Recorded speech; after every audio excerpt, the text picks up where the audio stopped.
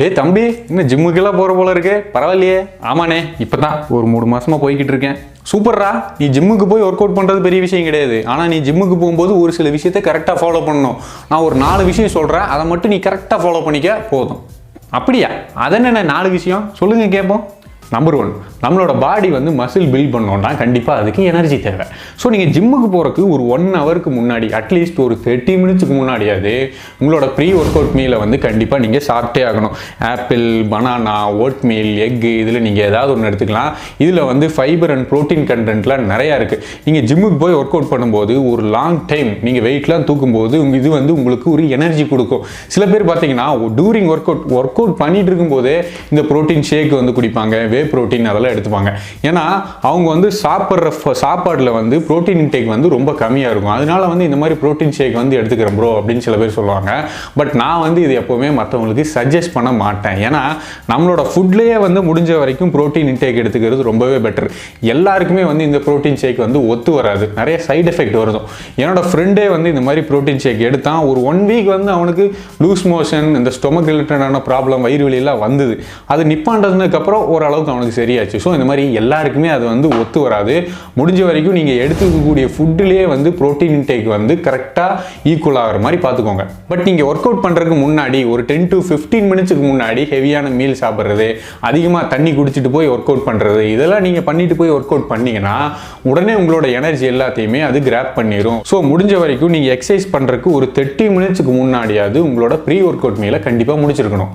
Number 2, இது வந்து ரொம்ப முக்கியமான பாயிண்ட்னு நான் நினைக்கிறேன். ஜிம்முக்கு போய் ரெகுலராக ஒர்க் அவுட் பண்ணிட்டு இருக்கிறவங்களுக்கு செல்ஃப் கண்ட்ரோல் அப்படிங்கிறது ரொம்ப ரொம்ப முக்கியம் அப்படின்னு நான் நினைக்கிறேன். இந்த இடத்துல வந்து செல்ஃப் கண்ட்ரோல் அப்படின்னு எதை நான் மீன் பண்ணுறேன்னு உங்களுக்கே தெரியும்னு நான் நினைக்கிறேன். ஆக்சுவலாக இந்த மாதிரி நம்ம பண்ணக்கூடிய ஒரு சில ஆக்டிவிட்டீஸ் வந்து ஜிம்முக்கு போய் நம்ம ஒர்க் அவுட் பண்ணுறதை அஃபெக்ட் பண்ணுது அப்படின்னு சயின்டிஃபிக்காக இப்போ வரைக்கும் எதுவுமே ப்ரூவன் ஆகலை. But still there is some side effect. நீங்கள் யோசிச்சு பாருங்கள், நம்மளோட விந்தணுக்களோட எண்ணிக்கையை கொஞ்சம் கொஞ்சமாக நம்ம குறைச்சிக்கிட்டு வந்தோம்னா நமக்கு எனர்ஜி லாஸ் வந்து கண்டிப்பாக ஏற்படும் இல்லையா? கண்டிப்பாக ஏற்படும். அந்த விந்தணுக்கள் வந்து மறுபடியும் ரீப்ரொடியூஸ் ஆகிறதுக்கு வந்து மினிமம் 1 or 2 months ஆகும். உடனே எல்லாம் வந்து ப்ரொடியூஸ் ஆகாது. யூடியூப்பில் வந்து நிறைய பேர் வீடியோஸ் போடுறாங்க உடனே வந்து ப்ரொடியூஸ் ஆகும் அப்படின்னு. பட் சயின்டிஃபிக்காக வந்து உடனே நம்ம விந்தணுக்களை வெளியேற்றணும் அப்படின்னா அது வந்து திரும்பவும் ரீப்ரொடியூஸ் ஆகிறதுக்கு 1 or 2 months ஆகும் அப்படின்னு சொல்கிறாங்க.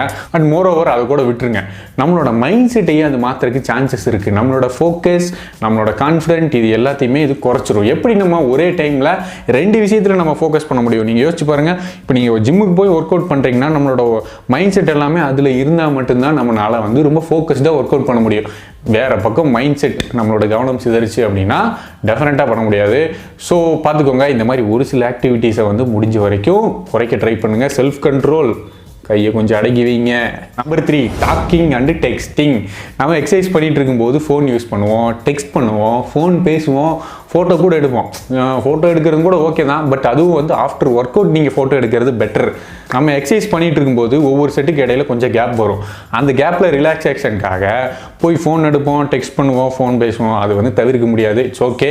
பட் என்னென்னா அந்த மாதிரி நம்ம ஃபோன் யூஸ் பண்ணுறது நம்ம எக்ஸசைஸ் பண்ணுறதை கண்டிப்பாக அஃபெக்ட் பண்ணவே கூடாது.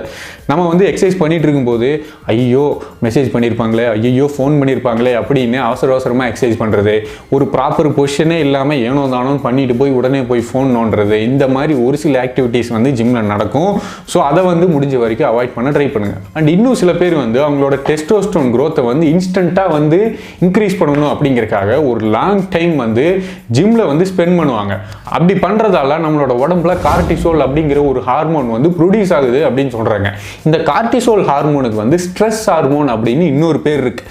நம்ம ஸ்ட்ரெஸ் ஆகிறோம் அப்படின்னா அதுக்கு காரணமே நம்மளோட உடம்புல இந்த கார்டிசோல் அப்படிங்கிற ஒரு ஹார்மோன் ப்ரொடியூஸ் ஆகிறதுனால தான். ஸோ இந்த மாதிரி லாங் டைமுக்கு நீங்கள் ஜிம்மில் இருந்து ஒர்க் அவுட் பண்ணால் கார்டிசோல் ஹார்மோன் ப்ரொடியூஸ் ஆகும். அது மூலமாக நீங்கள் ஸ்ட்ரெஸ் ஆகிறதுக்கு வாய்ப்புகள் இருக்குது. ஸோ ஒரு நாளைக்கு 80 to 90 மினிட்ஸ் வந்து நீங்கள் ஜிம்மில் இருந்தால் போதுமானது அப்படின்னு சொல்கிறாங்க. நம்பர் 4, ஒரு ரெகுலர் பேட்டர்னில் தான் நம்ம எக்ஸசைஸ் பண்ணுவோம் இல்லையா? அதாவது வந்து இப்போ மண்டேனா செஸ்ட்டு, டியூஸ்டே வந்து பைசெப்ஸு, தேர்ஸ்டே வந்து ஷோல்டரு, இந்த மாதிரி நம்ம பண்ணிகிட்டு இருப்போம்.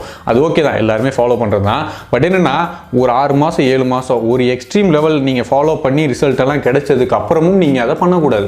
உங்களோட ரெகுலர் பேட்டர்னை முடிஞ்ச வரைக்கும் அதுக்கப்புறம் சேஞ்ச் பண்ண ட்ரை பண்ணுங்கள். Cardio exercise, strength and training, stretching, running, yoga, இந்த மாதிரி எக்ஸசைஸ்லையும் உங்களோட கான்சென்ட்ரேஷன் அடுத்து போகணும். உங்களோட பேட்டர்னை சேஞ்ச் பண்ணணும்.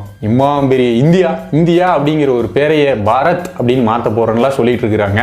ஆஃப்டர் ஆல் நம்மளோட எக்ஸசைஸ் பண்ணுற பேட்டர்னு தானே நான் மாற்ற சொல்கிறேன். ஸோ மாற்றிக்கோங்க. ஸோ இவ்வளோதானா? இந்த 4 பாயிண்ட்டை மட்டும் நீங்கள் ஜிம்முக்கு போகும்போது ஃபாலோ பண்ண போதுமா அப்படின்னு கேட்டிங்கன்னா கண்டிப்பாக இல்லை. இன்னும் நிறையா இருக்குது. இன்னும் நிறையா அடுத்த வீடியோவில் நம்ம சொல்லுவோம். அடுத்த வீடியோவில் வந்து உங்களை மீட் பண்ணுறேன்.